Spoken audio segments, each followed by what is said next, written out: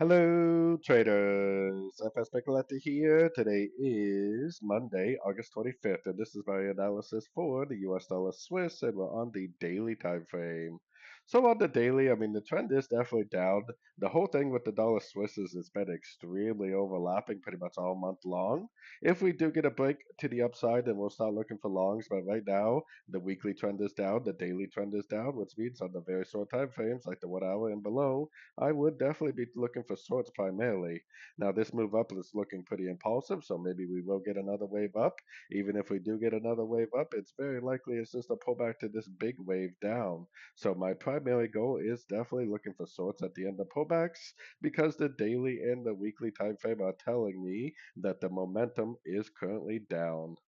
So anyways, don't forget to check out my website linked over here in the corner. And as always, thank you for watching and happy trading.